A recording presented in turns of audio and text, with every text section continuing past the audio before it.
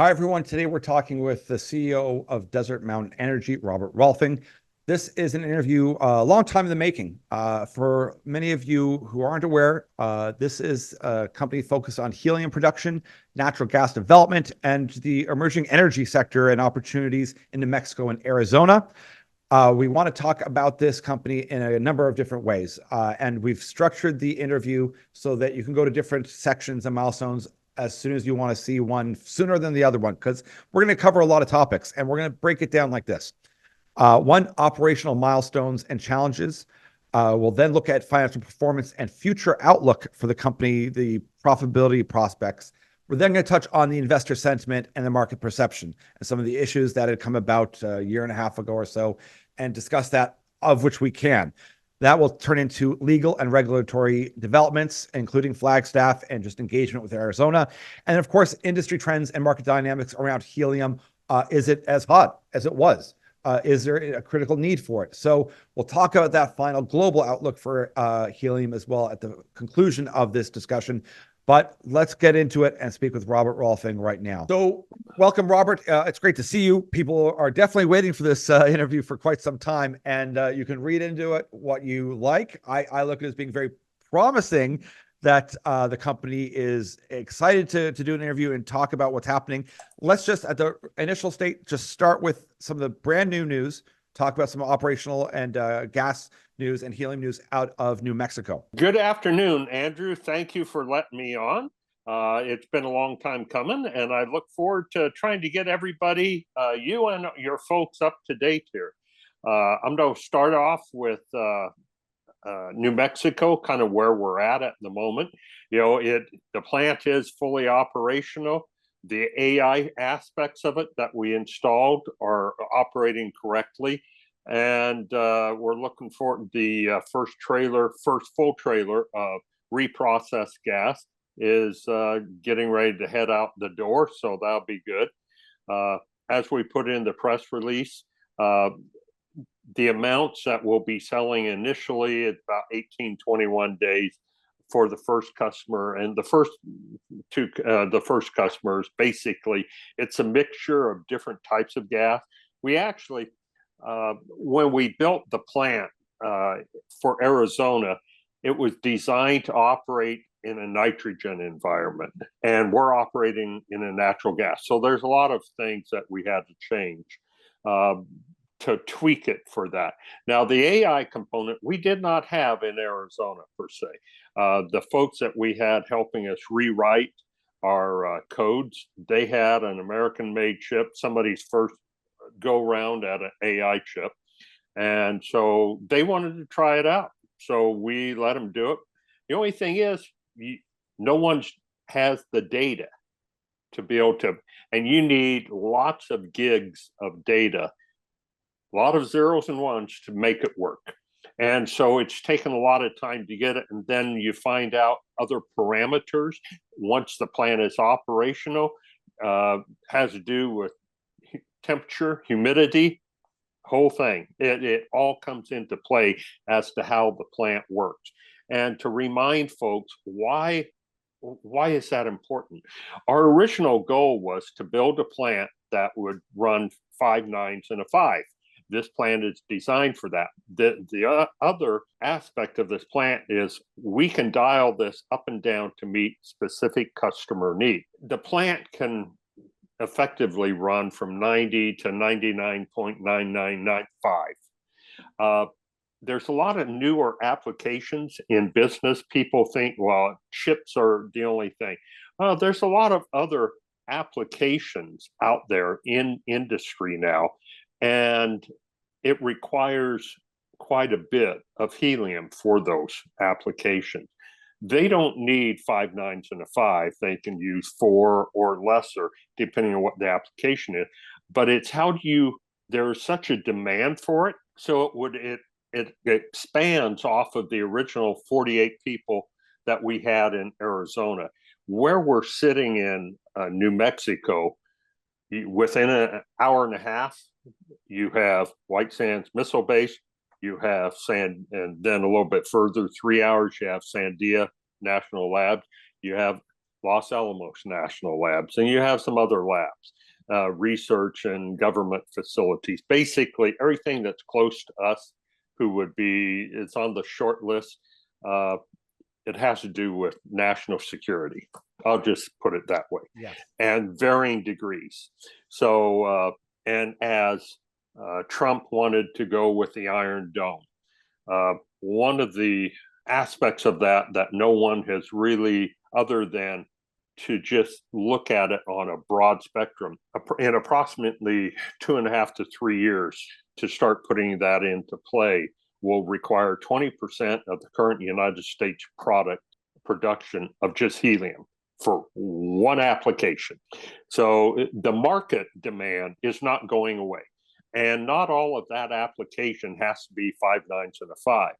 But okay, when you're in government contracts and other types of in that arena, you don't get paid more. And you still have that contract too. You still have that that number. I remember people kind of missed that you had that snuck in a press release once that you have this number right to the federal government. Yeah, it's a same day payee number. Yes. And most, I don't know, maybe some others have managed to wander off and find that, but we're still sitting there with it. It's currently there. Once you get into the system and you start selling, you don't have to, it's in there. You don't have to renew it or anything like that. Once you're in there, you're in. So you're not waiting 30, 60, 90, 120 or 180 days to get paid. People will pay you right away. And that's good. I like that. It gives a better chance for the company to do well and my shareholders to profit quicker. Yes, to have that downstream reliance, and I think we'll get to the scope of the scale of what can happen. And we see, I mean, the trillions coming into the U.S. right now for investment is remarkable. And I want to just kind of take a bit of a step back because it morphs into more of the conversation of the plant and some of the early days. There was kind of discussion of, well, why don't you just buy a basic plant that just can pump helium out in Arizona and that's it. And there was some feedback, but you built a plant that's very engineering specific, not only to hit the nitrogen-based helium for Holbrook Basin, but for other gases. And then what I'm hearing, and you tell me if I'm right or wrong, is you're getting real-time use and data of applying this plant. It's up, it's producing, but you're also having artificial intelligence that's also adapting to the data, to the gases, to everything, so that it's kind of learning and building its data up while you go. So ideally, when you're able to hit back in Holbrook Basin, that you'll be up and running. Am I reading that correctly? That is, and part of that is there's other finite gases where we're at in New Mexico. Having that database to pull upon, the plant design will work over there and getting back in, because if we're going after the rest of the noble gases, we'll be able to split this off. And it just, one way or the other, you have to learn how to do this. The computer does, or your efficacy or the how much can you actually extract is deeply affected. There's been other folks out there who have had other plants and that they've tried to just cookie cutter off of some other application and do that. And there's one poor company, they never got above about 53% recovery of the helium. And that's, and I feel your heart just, I mean, I don't wish anybody ill. I really don't. This business, there's plenty of room for folks. Yeah. And I want to see people be successful. Of course, I want to be successful. I want to be the top, but it's still, I just don't wish ill upon anybody in business. It's hard enough as it is. But when you see them venting 48% on average of their helium, well, if you're running 0.5%, you can't make money. Yeah. And if you're paying 28 cents a kilowatt, you really can't make money at that. And by us running this initial plant on natural gas, we're not paying, all we have to do is pay a royalty. That's it. Yeah. So 12.5% royalty, and we're the base on it is whatever we are getting paid for the nat gas. So it's, like last year, when we were only getting paid 83 cents an MCF, well, we're only having to pay 12.5% royalty. So it lowers your overall operating costs. From some folks in Canada, maybe paying 27 cents a kilowatt for power. We generate our own power for a loaded cost figure of 0.00833. So under a penny a kilowatt. That's great. The other aspect of the AI, what it brings in, is what we have seen. The original design for Arizona was going to require approximately 50% less electricity or power. Well, that's why we designed it so we could use solar or use hydrogen fuel cell. Well, over here, since we're not, and we're in a natural gas environment, it requires more electricity, more power to do all the extractions because there's additional steps to this. So what we have seen with the AI, we've increased from about a 10 to an 18% reduction in electricity. And that's if we're running 5 9s and a 5. And if we are just running balloon grade, then it's about a 24.8% less power. So the efficacy of using that in other jurisdictions really opens it up. Yes. And for us to bring it back to Arizona, it just helps tremendously. And there's a lot of other changes that a lot of folks, you can't always say everything you want to say for a public company. I can't just tell one person it has to be. And there's sometimes you can shoot yourself in your own foot and both feet by running off at the jaws and flapping the jaws too much and trying to tell people what's going on. Yes, we had problems with the plant. Just to pick a specific, like the problems we had with the software, we were not hacked. That came in the original, what was delivered to us. And that goes along with a whole lot of other issues. And that's all I'm going to say about that. But it's like, we were not hacked. The security we have set up out there is robust. Here in the States, we have what we call the Second Amendment rights. And we have on the books, it's called a Make My Day law. Yeah. And so I'll just say everybody who works out there, we out there, we're all proficient at long range. Yes. So I'm glad you touched on that, because there were like this idea that you guys being hacked, that there was a software failure, and you mentioned that the AI is American, which is good to know, and that and it's acknowledging that there were plant issues, and this will kind of morph all of these conversations into one, but those are in the past, and you're getting the performance out of the plant right now as it stands, and you've also kind of hinted at transparency, because there was complaints of, well, why isn't the company talking? Andrew, what do you know? I don't know. There's stuff that maybe we can't talk about, maybe will be revealed in the months or year ahead, but there's certain things that you've got a Flagstaff court case, you've got other issues that to be out in the public chattering about is not wise. Extraction of any thing is difficult. Permitting is difficult. Everyone in mining knows that. There's no secret about that. That you have to proceed with caution. So I think we'll keep on just chunking at this in sections, with New Mexico saying, with natural gas, you guys are looking to be profitable there pretty soon. Yes. So right there, you guys had to pivot. You pivoted. You're going to be profitable. That's great. So you had a quick solution that you had to deal with. You did. And then, some of the rumor mill was, they're out of Arizona. There's nothing there. It's all over. I knew right off the bat, without having to talk to you, that wasn't true.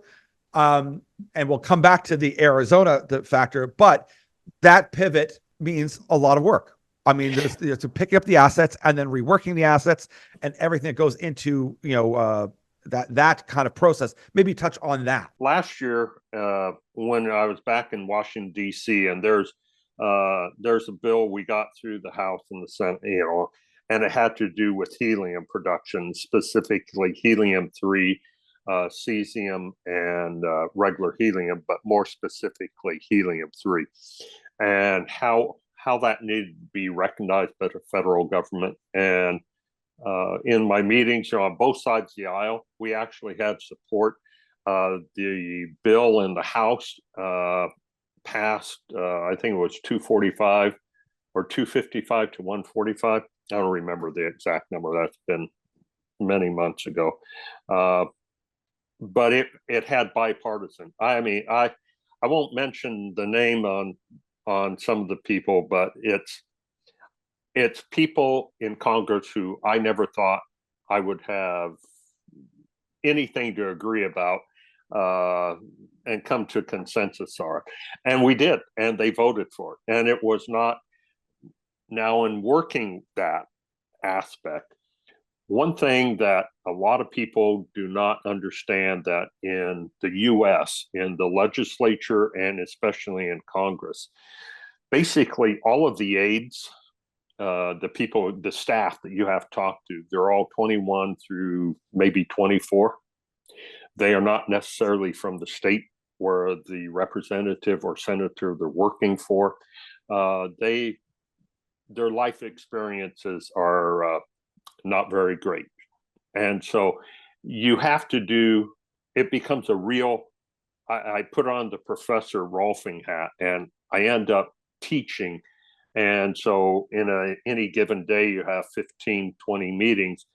I'm teaching the same subject 20 times a day to people and trying to show how we chose to do things. Yes. And from that aspect, we are making great headway on that, both in Arizona and on the national level. In another couple of weeks, I'll be able to say something else about what's going on in Arizona, but it's very positive. Okay. And again, I'm not going to go into great details at the moment because there's a lot of quiet discussions, and that's the way real legislation gets done. It's not all done out in the press. So now I'll switch back to New Mexico on you. Okay. So in getting the natural gas up and production up, what we have seen is, since we own our own rig, and so we don't have to pay, and I put in the press release, we don't have mobilization, rig up, rig down, and demob. Yeah. Now, for people who don't know, when you have a rig come to work on a well, you're paying for them to drive from wherever they're at to there, plus the time to rig up, do whatever work you want them to do, and then rig down and drive away. And if in between, like what we were doing, we were doing specific work on wells to isolate and get rid of additional water and look for the zones that had the highest, to try to isolate the highest helium content. And you can't do that just instantly by, it's called swabbing, getting the fluid off the well, setting a packer and doing that. And in every well out there, in a 500-foot thick zone, there may be 4 or 5 different sets of perforations. There may be 10 feet, 2 feet. You may skip a whole lot, 25, 30 feet, but it's not all contiguous. So what we are trying to do is isolate out specific zones and then get the water off. Now, most of these wells were drilled in the late 70s, early 80s. From the well files, the well records that we got from the prior people, and they were passed to them, and it's a who begat who situation. In that, not everybody always necessarily keeps the best of records, shall we say. So, but we know for a fact in a couple of the wells, one of them that we tried, that well has never been swabbed down since it was originally brought on in 1982. and there was approximately 700 vertical feet of water in the well. Now, that water is not fresh water, it's salt water. It weighs 10.3 pounds per gallon. So for every 100 feet, you have approximately 1.5 barrels or 42 gallons. So you get 700 feet, you have quite a few thousands of pounds of pressure on those perforations holding it back. Then, because you don't know if the zone, that the best gas zone is at the bottom, and you have water coming in from crashing in on top, how far over 40 plus years, how much water has gone out into the formation? There's no exact way to know or exact science. And so what we found was, you start swabbing it down, come back the next day, swab, swab, swab, come back the end of the day, swab, swab, swab. So over a 3-week time span, we would have run up a $250,000 rig bill. What we did instead, I think we filled the rig up once, 125 gallons of diesel. And the guys that we have running that are also doing other things on the field. We're paying them anyway. So it's not a special crew. It's not anything, extra additional cost. That is the cost-effective way to run a business. Yeah.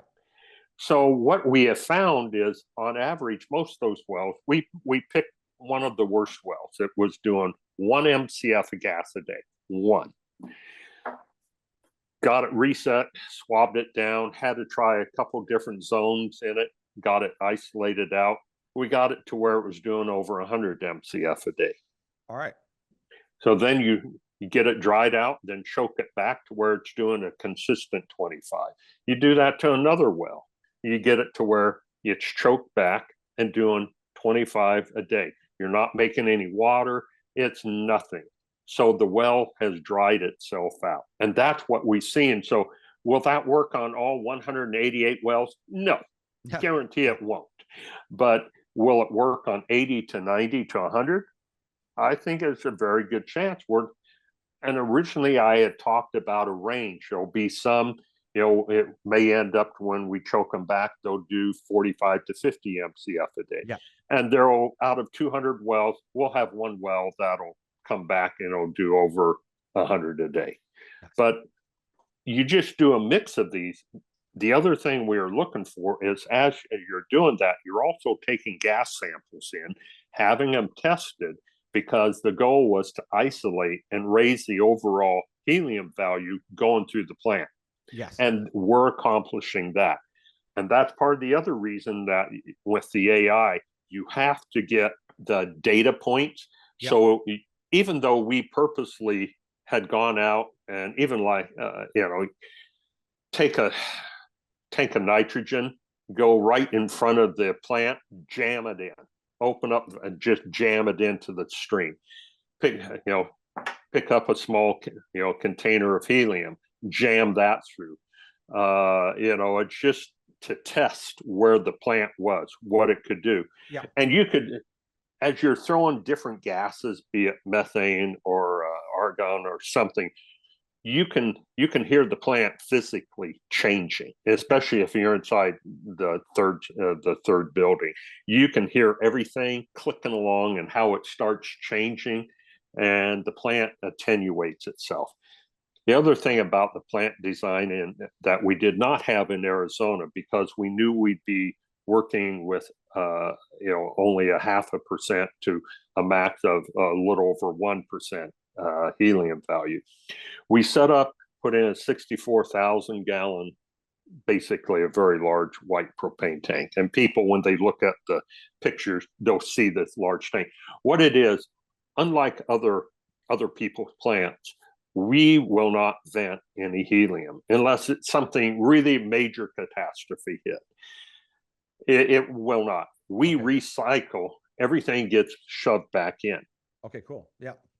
So we can be down for a week, and the helium may not be going into a trailer, but it's going into the large tank. Yes. So that in the enrichment process, basically the final processing goes through 6 steps, and how it goes through each one of these tanks for the final level. Now, getting back to when I mentioned about we want to be able to deal with what individual customers want. Well, if we're not running 5 nines and a 5, we can run a whole lot through, run more at a faster rate. Sure. And so that's just, it is what it is. But yet, once again, all the customers we're dealing with, they will send someone with a truck. We do not have to run those high dollar trailers up and down the road. We don't have the testing. We don't have the insurances. We have none of that to deal with. They come to us, we'll load it, down the road they go. So what's dealing with New Mexico? What you can't say forward-looking statements. What's the upside for New Mexico for someone looking at 2025 to go? They've pivoted. They've done a great job here. There's a lot of work to do. What's the upside if we just looked at New Mexico of like, hey, there's growth here? The upside is where we started out when we, just remind folks, when we picked up the leases over there, it was selling 104 MCF a day. Yeah. And we've had it up to a max of 1690. And then working with the AI, trying to get it to learn, we were averaging, like, I think it was 897 to 915 for about 3 months. Okay. And then we jam it up and run it down. And then you're also, when it got real cold here, it was -8. Yep. Then we tried running a bunch through, and then we tried dropping it back. And it's to let so that the AI portion, the computer, it can learn and get all the data points in. And I know that my shareholders, they're looking for a return, and that's fine. I understand it. But yet I have one chance to do this and get this data. Otherwise, I'm going to keep having to recreate this every time we put in a new plant or when we go back to Arizona. Yes. You have to relearn, you have to learn all of that. Why waste that time? I'm paying to do it one time. And so looking forward here, the gas production, we see it being able to increase. I don't know if we can make it triple what it is. I think that would be a bit of a stretch. And to run high quality helium out of. Now, we have some options that we're exploring further here. And we'll have some other announcements coming out over the next month or so as to how those efficacies of those aspects are. But where we are looking to take the lowest level, where it's 0.0001, there's like 15 wells that are all real ultra low helium right now.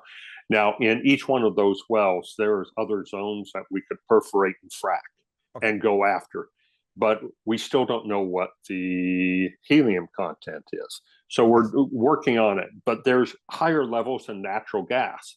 So if we can just get that nat gas into the line, not even run it through the processing, then that also helps. Yes. And 60% of your land is BLM?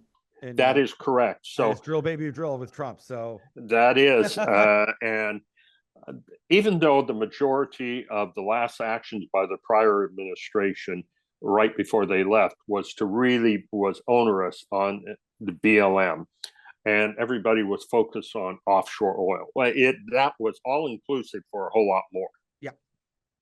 And so it would have prevented a lot of additional drilling or recompletions on wells. It was really onerous. And so with that lifted, it's helpful. It really, really is going forward. The other aspect about what we had done is I put in there, mentioning working with, smaller crypto and data centers. Yes. Now we were in discussions with 2 different companies as far as for smaller, putting in a lot of smaller modular unit or being part of another company's 250 megawatt deal. So there's a lot of aspects to that. Okay. I've never done crypto. I'm not saying yay, nay, or good, bad, or indifferent. I'm just saying that's not what I've done. I have not worked directly, even though I've used to do end user contracts.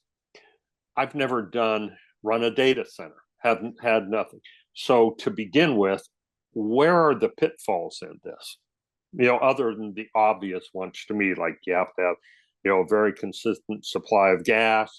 There's just a number of basic things that went through my mind. Well, there's a lot more to it, but I wanted to start out. So the way we set it up is so we get paid $2 an MCF, and there's no tolling fees, there's no subtractions, there's no compression fees, there's none of that. So instead of getting paid 83 cents when the price of nat gas was $1.90 or $1.60, we get paid too. Like right now, the price is above 3, but it will go up and down. That's a market. Yeah. So as we look forward to that, it just helps the profitability overall and gives us a chance of where we can increase. The other thing I had originally talked about on end user contracts and going into an existing pipeline, we actually had 2 pipelines. Well, actually, there's 4 pipelines coming across the property, but there's 2 of them have had existing line taps. Well, line taps have to be upgraded over time, and both those companies were bought out in an M&A last year. Okay. And so they finally got back to us. I mean, we were talking to them a long time ago, and they just now, we've been trying to punch them up on it, and they just now got back to it. And so they're going to send out somebody new to go look at this. And, so in the interim, what do you do? So we're working with that. The people we're currently selling gas to, they got bought out. They're a private company and they sold. There's another new private company.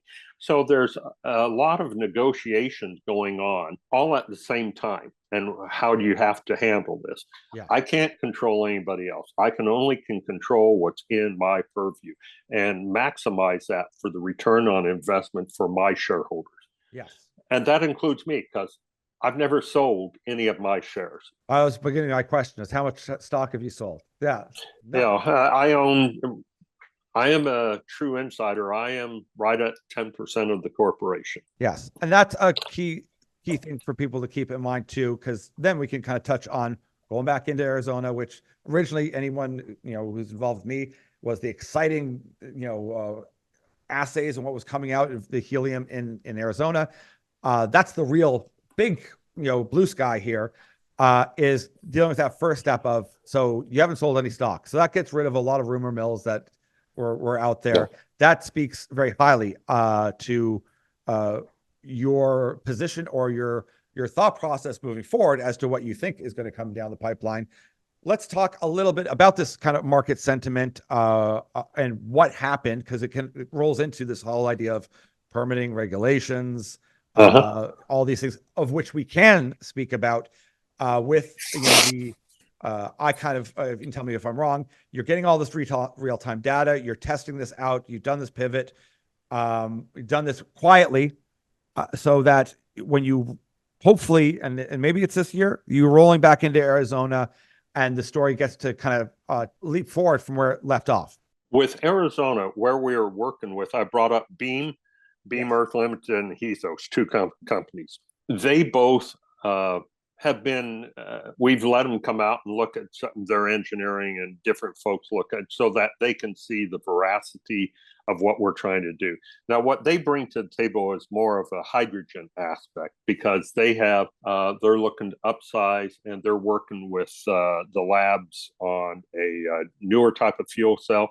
Okay. And one of those labs that they're working with, their fuel cells are actually powering 300-ton ore trucks in South Africa with hydrogen. So it's not just a conceptual sitting on a shelf or on a piece of paper on a computer. They're into a real world application, and also in the UK, where they're looking to use to improve upon it. So what they are looking at is to, instead of using as much solar, they want to try to use hydrogen and prove up the hydrogen fuel cells. And they have a way to also, it looks like it would be a very cutting edge way to make ammonia, which is the cheapest way to transport hydrogen. Okay. In the form of ammonia. Plus, all the uses for ammonia, and it's a lot safer to ship and everything. So what they basically are looking at doing is, until they get equal to the amount that we had spent on all the wells and drilling and the solar, everything else. We're not going to be spending anything great. We're not going to be spending millions until we get into. They come back. They're going to want to drill a number of real shallow wells, and then we'll recomplete a couple of the other wells for jointly for both hydrogen and helium, and then how that plant gets put together, and how for trucking we'll end up having to do some trucking on our own of that, but that'll be like less than 100 miles type stuff, and they'll be very small, and it's not the same type of trailers, and they're just a whole ramification of things that are not as expensive to deal with. I'll just put it that way. Yep. But what they are looking at doing, they're excited with it because they understand these are not huge hydrogen wells. You know, it just, what we have there is we have, I wouldn't call it geologically, it's very interesting. But as far as a production standpoint, it's not a field that's been proven up with production. So until we actually have production and more production tests on that, specifically hydrogen, you can't put quantitative numbers to it. But and they understand that. They're fine with that, and they like having being able to have a piece of the helium to help pay to regain their money. That's fine. So we're not going to be out. The company Desert Mountain is not going to be out a bunch of money when we go back to do stuff. And that's I'm looking forward to being able to get back and start processing the higher end and higher values. That will be a lot more fun. I mean, not that it's been a challenge, and it's fun, but that was what I worked on for so many years, and it's like I'm excited that, man, I get to go back, and it was hard to pivot, and I took a lot of heat. Yes. And I understand folks, their opinions, and they're entitled to, and I don't begrudge anybody that. I don't. But I had to make a decision. I made the correct one, and I think we'll see here very shortly that Arizona has come around. That's, I think, key here, because, and once again, it touches on what you mentioned before, is when you had to pivot and people were kind of like, oh my God, what just happened? If you would come out, say with me, and we're doing conversations and this roaring and ranting and all that may have calmed some investors that, oh, you're telling me stuff, but that could have caused more irreparable damage long-term, rather than it's best to just be quiet right now. We're in a process, and anybody in mining. So most of you that watch me, you were turning on like helium, but you came from mining. Permitting and these discussions are sensitive, to say the least. I'm kind of reading into things. I'm imagining that in that 2-year period of time, it's best to be quiet, take the heat. You didn't sell any stock. That's another big factor that says, I believe in this. We're coming back whenever. And now I hear you saying you're coming back. It's just a matter of more will be revealed in 2025. And there's been a lot of discussion, a lot of work, whether at federal, state, other corporations that have been involved, because it's not easy dealing with anything extractive, especially in the last 4 years.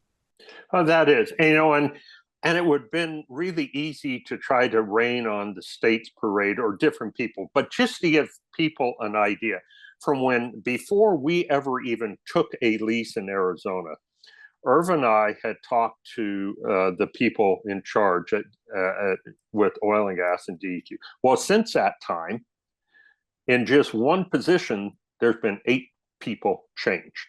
Yeah. I mean, and in 5 years, and it's not because they don't care or they're not trying, they are, but again, we went from somebody who had oil and gas experience to people in between with no oil and gas experience, no drilling. There's at one point, there was, I think, 3 people in a row. They hadn't even been around the drilling of a water well. I mean, and so it's not that they're bad folks. They're not. So it's an education level. So you're constantly having to re-educate people. And so now that we've had some continuity over the last year and a half, people, I understand that. And then they see the way in which we chose to drill wells. It's like, people, when you're playing golf by yourself, do you really keep your accurate score or not? Yes. It's kind of like in business. What do you do when nobody's watching? Yeah. Yeah. And the way we chose to do business up front was to protect the aquifers, go over, and some people, well, that's overboard. Well, Yep. no, I did, in my opinion, I wanted to make sure I was protecting their environment because I've been in oil and gas, and Yep. I've seen the nonsense that people have done, and it just irritated me. And when I did contract work, when I had my own drilling company, I was drilling for people, and they'd want to cut corners, and I said nope. And in my contract right up front, we are doing everything by the state law, by the rules and regs. If you're going to be a vertically integrated company, that a million factors come into play. And you have to be cognizant of that factor, because if you're just planning on flipping a property, you go, I'll pass it on to someone else. I'll pass the problem forward.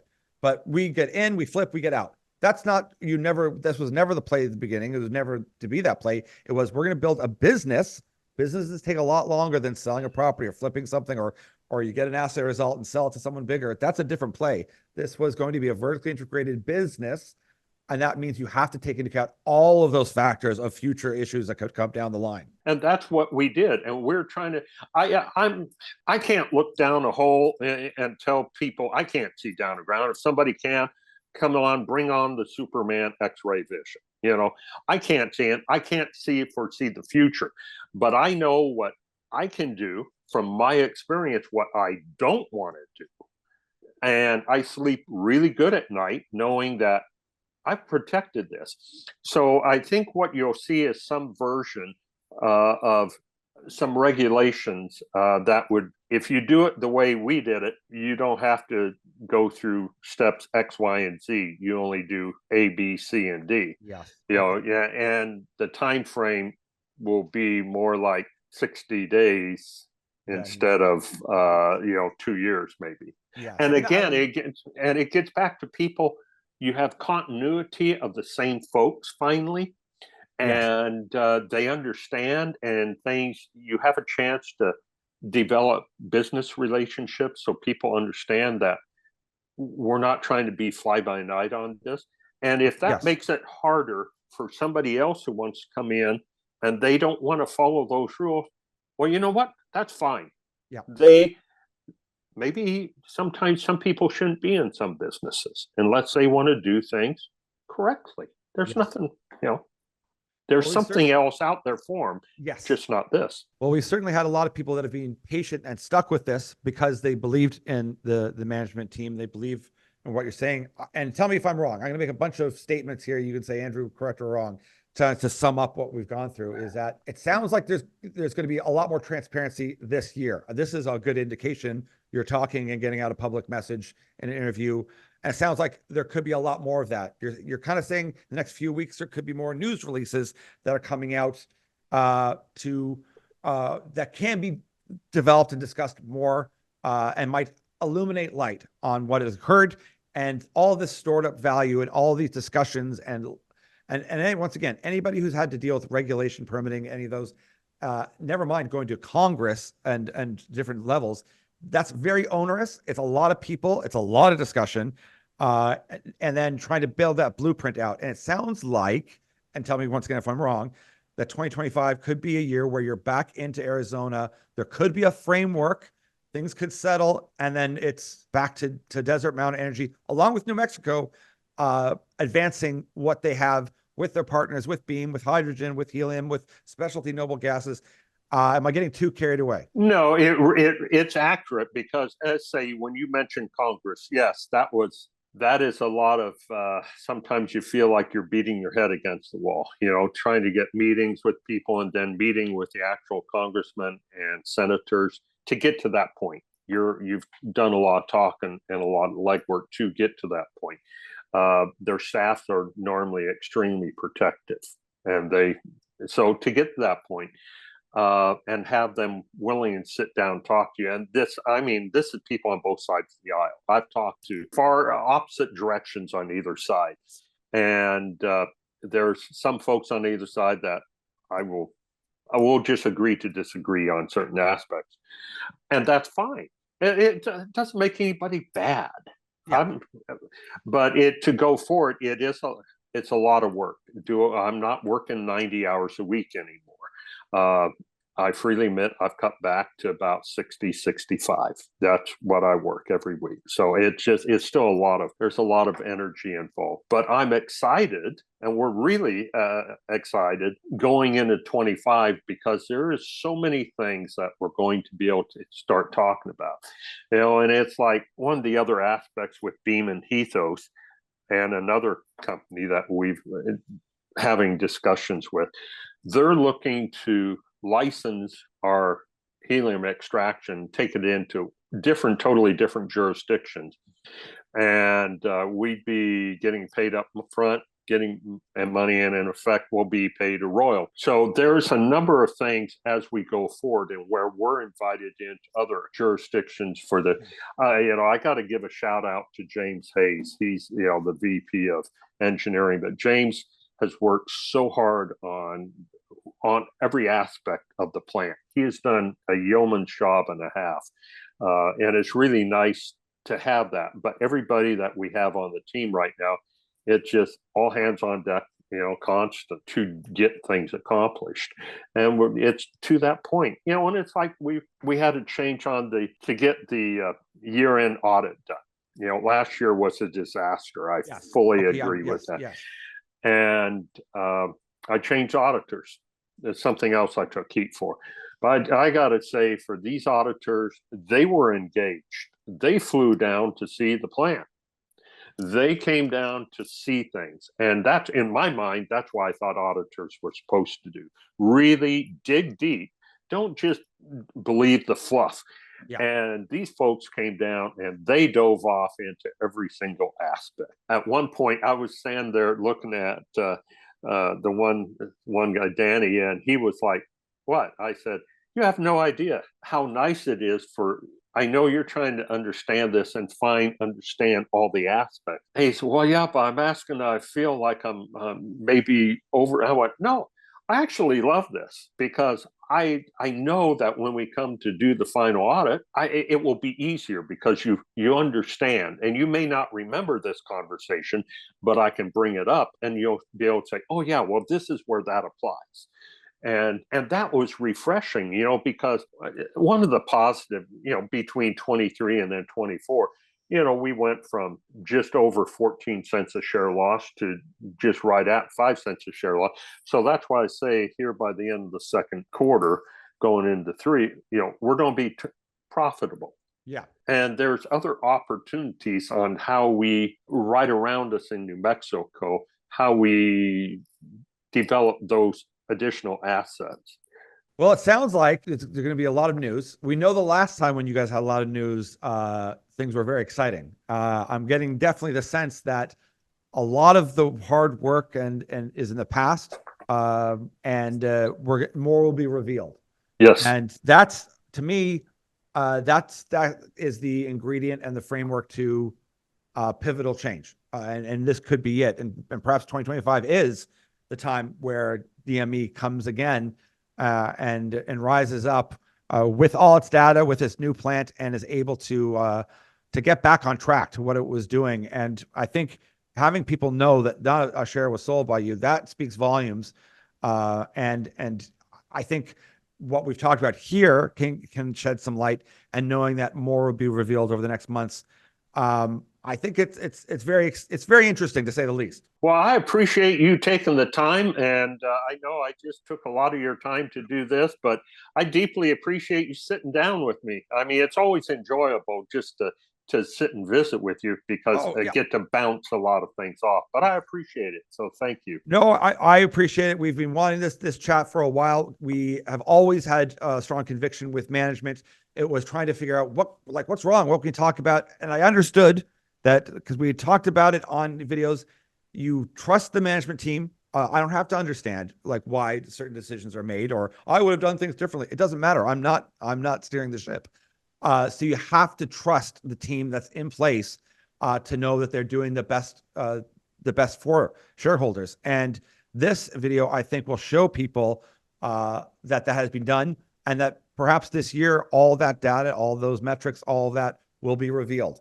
But I appreciate you coming on, chatting with our subscribers and new ones that maybe they should be taking a peek at DME again and seeing what's coming for the year ahead. I appreciate it. Thank you, Andrew. Thanks so much, Robert. All the best.